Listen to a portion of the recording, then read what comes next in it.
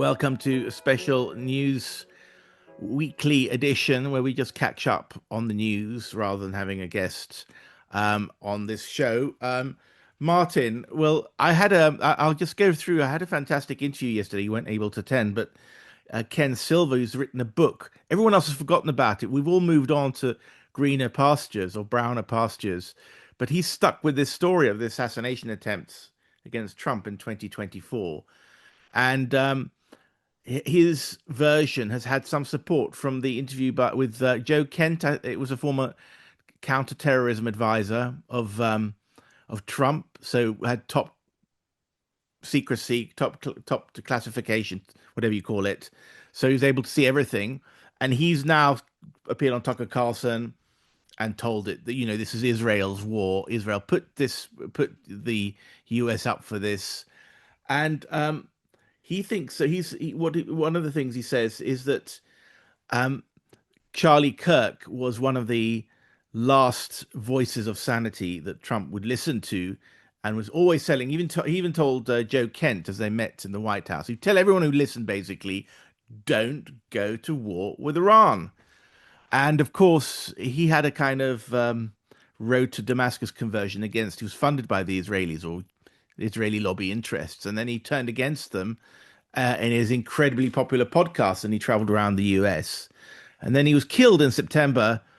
And guess what? I mean, this guy was saying this, Trump's ex-Green Beret special forces, massively decorated, massively credentialed, counterterrorism czar, if you like, was saying, the Trump administration, the White House, can't get access to the Charlie Kirk assassination documentation. What's going on. It's incredible. I mean, not even the president of the United States knows this. So the FBI are playing some kind of game there. Now, Israel had a motive to kill Charlie Kirk because he turned against them and he was a voice speaking against escalation. Now, I don't think that Israel had an interest in assassinating Trump when he was on the campaign trail in 2024, because he was likely to be. I mean, they wouldn't have tipped their hand. They wanted to see what Trump was up for, and they probably had some good guesses that he might be convertible into the Zionist, even more Zionistically, if he won the election. I think that those assassination attempts. What's happened is that Ken makes a good case that it was a lone gunman, right? I mean, it wasn't multiple shots. It wasn't a Kennedy type situation, and he cites the evidence for that. Fine, but we don't know if somebody was sponsoring him, or he was on a couple of foreign apps, messaging apps, which were not communicated, which the FBI haven't communicated the messages. There was a FOIA request or a court case with Judicial Watch, and they're dribbling out those 40,000 messages 50 a month or something, incredibly. So we'll be in the year 2500 or something before they're all out there, which is very suspect. So who has he been communicating with? As I said, I don't think it was. That's my pure speculation for me. Is I don't think it was the Israelis there. It might have been just far right or other radicalizers or whatever. But my theory is that Ukraine very much had an interest in getting rid of Trump. And Ryan Ruth, who was the second assassin who took shots, or tried to take a shot at Trump in Mar-a-Lago, he was pictured with the rainbow, with Ukrainian flag colors in his hair, and he was down in Ukraine. And so I think that both of those had the same principles across the other side of the Atlantic. But I think what happened, well, and then we talked about what's happened, and this could be one of the reasons that I haven't heard so far in the thousands of X posts I've been reading and the articles I've been reading since the Iranian war, is that that was a transformational moment for Trump. It was a real shot. It wasn't a sort of fake. Some people think it was a fake shot to get him to win the election. He did narrowly miss the assassination, but Israeli interests and their intelligence people did their best to feed the idea that those two assassins did have some kind of Iranian connection, and secondly that there'd been other assassination attempts against him that the Israelis fortunately had intercepted. Aren't they good guys? So basically it was a kind of psyching up, whatever you want to call it, basically, why is Trump so behaving so strangely? Because he's been told by Israelis left, right, and center, and perhaps his friends in the White House, his staff, that the Iranians are out to get him. I think definitely a psychological thing that the Israelis are bigging up any assassination attempts, and claiming that they'd stopped revolutionary guards from killing him, arresting them, gunning them down, or whatever in the Middle East. And I think possibly there might be now Israeli interests, either explicitly, non-explicitly, saying, well, if now you're on board with this war, and you don't follow what we do, we might take you out. We might take your family out. Ken doesn't have information about that because he was focused on the 2024 assassinations and the failure of the FBI to release stuff. But it could, just pure speculation that this could be the sort of a way to steer him now and going forward. So, and it is possible, I guess, that the Iranians try to sorry, yes. Yeah. No, I mean, finish your point because No, so that point, the point is we've got Ken. I want to have Ken on. I mean, one of the things about these shows is sometimes if you don't read up on it, you're in the same place as your viewer, so you can ask basic questions, and that's what I was at. But I think that the viewers who will have watched the first episode with Ken, it's out now, will be more informed, and I was certainly to be more granular, more detailed about this book that Ken's just written. As I said, I think he's onto something big, so we'll have him on again next week or the week after. Sorry, yes. Okay. I think it's a huge mistake in these situations to assume that there's only one set of players involved and that all attacks are fake ones or false flag ones. What you find is different players are involved in different ways. I had a brilliant colleague, a very disreputable one too, because you and I are conservatives and right wingers in many respects. But this gentleman was an outright racist. He died 20 years ago, and he was also a brilliant man. And his name was Sam Francis. You can look him up. He was a lead editorial writer for the Washington Times. The Washington Times eventually fired him because he was openly arguing that Black people were racially, basically subhuman, were inferior to white people, which I have no hesitation in saying is false, racist, contemptible, utterly wrong. But I was in the same newsroom with him for a number of years, and we had a very wary relationship because he always distrusted me. He knew I had no time for his real views and that I at least inferred or suspected what his real views were, which turned out to be correct. But at the same time, we were always civil to each other. And I laughed at his jokes and he laughed at mine. And this is a man so brilliant that even with that perspective, he won the American Society of Newspaper Editors Award for the top editorial writer in America 3 years in a row. And given the liberal bias against the conservative Washington Times in general, that is remarkable. And nobody in the newspaper, myself included, ever won as many or as eminent awards from the mainstream media as Sam did. So he's a brilliant guy. Why do I go on about him? Because I once asked him, who do you, Sam, think was responsible for the assassination of President John F. Kennedy? And Sam replied, again, it was a joke that was more than a joke. He said, well, I think you had the CIA and George W. Herbert Walker Bush on the grassy knoll. I think you had the mafia down the storm sewer. I think you had the Watergate plumbers in the crowd. I think you had the umbrella man who was with the Cubans. And of course, you had Lee Harvey Oswald plugging away with him, who became the patsy up in the Texas Book Depository. And then Sam delivered the punchline. It wasn't a conspiracy. It was a national consensus. His point was that President Kennedy, bless his memory, his sainted memory, had made so many enemies in so many directions. That so many groups you could plausibly argue could have been behind killing him.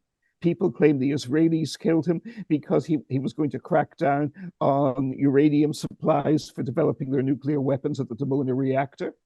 That is feasible, but I think highly unlikely. Kennedy was, although that is true, Kennedy had given Israel more advanced weapons than any previous president did. So I think that's anti Semitic fever. And I think anti Semitic fever comes into some of the speculations we've just heard. I don't believe the Israelis for a second were involved in any attempt to kill President Trump. On the contrary, I think they would have done their utmost at every point to preserve President Trump. President Trump's record was extraordinarily pro Israel in his first term and in his second term. And his commitment to Israel was so strong that it led him into the catastrophic blunder of the Iran war. I think we need to make the point here that President Trump genuinely did not believe he was betraying his commitment to his MAGA base for no foreign wars. He was wrong. He was misled. He was a fool. He was misled by rogues and fools. And he shouldn't have been. He was the president. I'm not trying to get him off the hook. I mean, I think there is a case for impeaching the president of the United States for what he did with Iran. We're not going to be able to get out of this war with Iran the way the president and Secretary of State Rubio and their team and Pete Hegseth at the Pentagon still imagine. I don't think these people realize yet what a tiger they've grabbed by the tail. That's another issue. I think Ken Silva's point on the Charlie Kirk assassination, of potential Israeli involvement there, could well be true. Could well be true.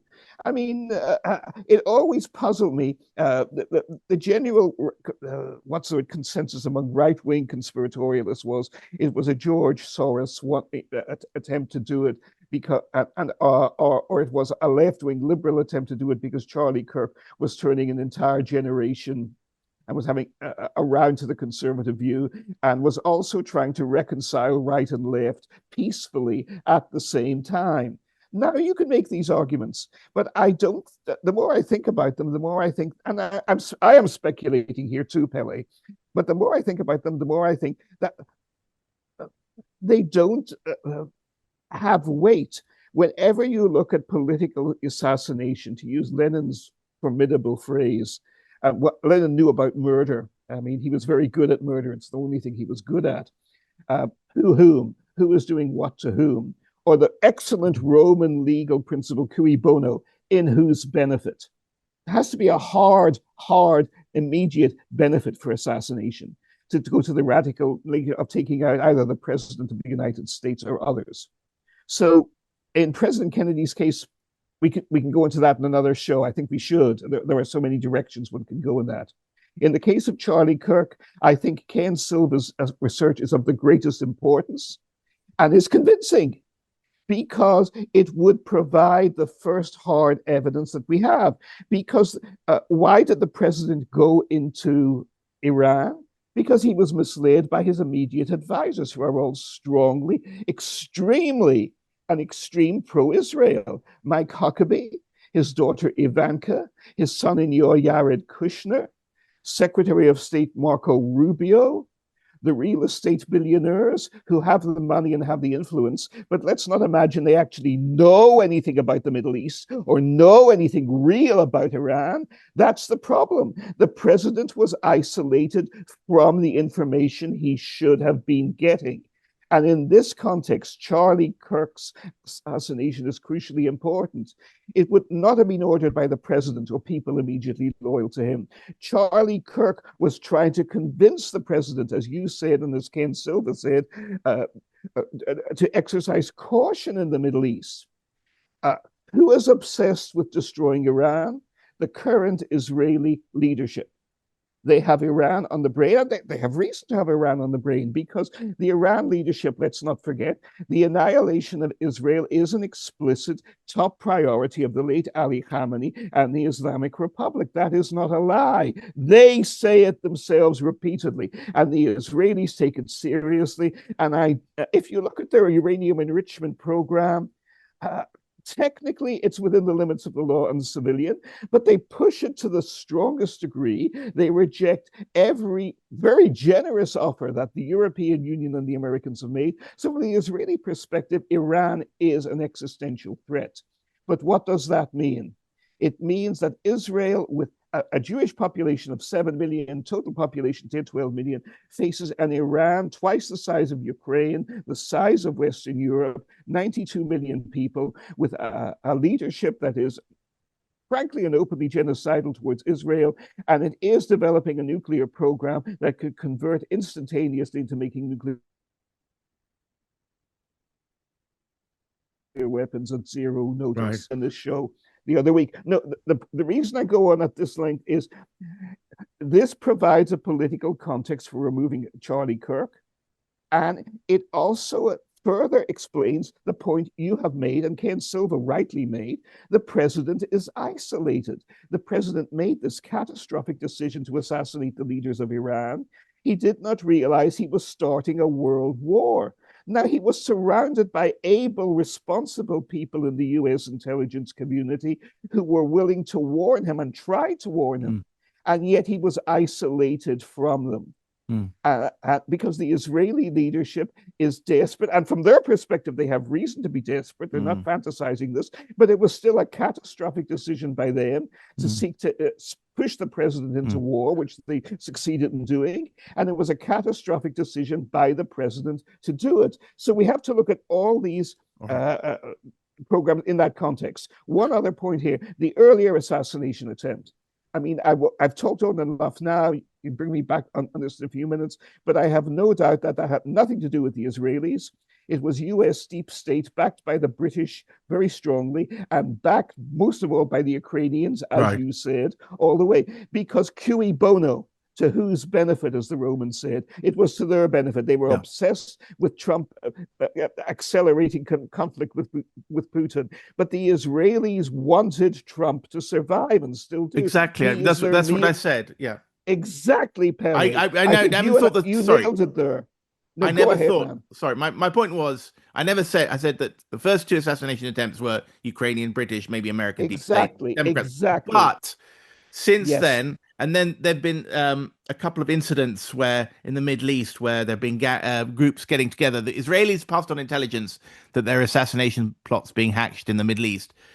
I think Trump may think that or he's just generally spooked by this. Whether I don't know whether he yes, thought the Iranians tried to kill him first time round when it was the Ukrainians. Maybe he knows, but the point is, his view of life has been permanently transformed. I mean, come on, you get exactly. traumatized if you've been in a car accident. You drive very slowly for the rest of your life or whatever, because so we underestimate the effect on his psyche. And what's happened is that the Zionists, whether or not they're involved in any of the assassination attempts since, and whether they are accurately passing on Iranian plots, I don't exclude them from doing it, are bigging it up, are maximizing it, and psychologically making it very sure that Trump has that right and foot at the front of his mind. So, what Ken's and my discussion made me more aware of, which we tend to forget, is that people say, "Well, why did he go? Because he's a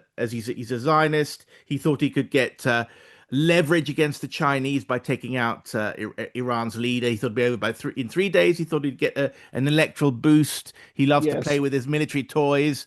He wants to whatever. All those things might be true, but I've never heard the fact that the assassination, which is the most direct, consequential thing. I mean, he's a human being after all, who wants to live."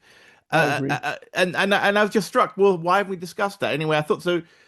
As far as I could tell, Ken is the only guy who's I talking in agree. this zone, and I think it's worth speculating about because he did I talk to agree. the Max Blumenthal, and he said, that on the battle bus or whatever Trump is traveling around, there's a lot of talk about if they're going to get assassinated or but blown up or so on. And if you're a tight group of people, that might be the sort of thing that glues you together and makes you more likely to get that kind of siege mentality, which means you keep out outsiders and you have your own analysis about Iran that you don't share with other people. And I'm sure, as I said, I mean, the people who want to use Trump and use American power, they might well have a behavioral psychology department of Of 40 course. people devoted just to trying to exploit Trump's weak points, and that is one of his weakest points. Anyway, we'll have another. We'll just quickly swift. We got a reader email. Um, Yes. Not really, but we got a read email from somebody who's saying that they thought Netanyahu had been Oh, yes. missiled, And but you push back against this possibility, don't you? You don't think he's dead? Not remotely. Okay, Uh, there was a bot they did last week, which in which he appeared, which was clearly AI, as a lot of people have rightly pointed out. I mean, it had the famous six fingers one. But afterwards, Netanyahu jokes about pointing out he has five fingers, not six right, fingers, in a brief one he does for a brief video he does, which goes out on Sunday or Monday. right. And that looked people are claiming, oh, that's AI too. Well, maybe it is. I mean, you can Mm, take anything. But to me, the first one was obviously palpably fake AI. The second one was very strikingly real. Nor mhm, do we see any evidence from Israel whatsoever that they are in the panic tailspin that they would certainly be in if the prime minister of the country was either assassinated or in a coma. I think that's just pure nonsense. It's wishful thinking by a lot of people who hate Israel, whether they have reason to, well, to or not mhm. on that. But if I may, one last point on this very important issue that Ken rightly brought up and that you rightly pointed out, this business you rightly emphasize about intimidating presidents. It has happened before. To use the late his, better known by his original name, H. Rap Brown. He died in jail recently for two murders that he most certainly did not commit.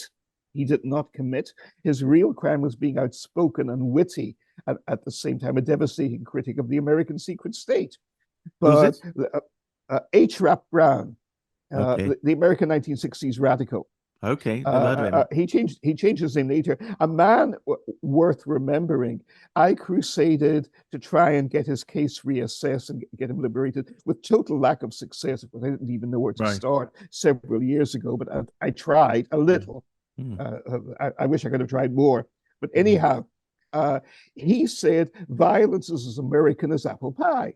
mm, I would add to that now, intimidating presidents is as American as apple pie. mm, Gerald Ford had two assassination attempts on him in 1 week when there were reports he was looking to reassess the CIA right after he became mm, president. And he toed the line after that. He was intimidated.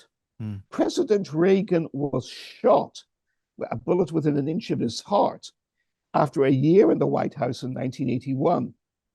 And he had done a number of radical revisionist things as far as the deep state was concerned. mm, And he did a lot less afterwards. There have been, of course, unsubstantiated, but widely circulating reports in Washington that both the Bushes and latterly President Clinton, mm, in the second attempt, that the old Bush, personally intimidated President Jimmy Carter to walk the line on deep state issues and not probe too deeply into several of them right after he became president.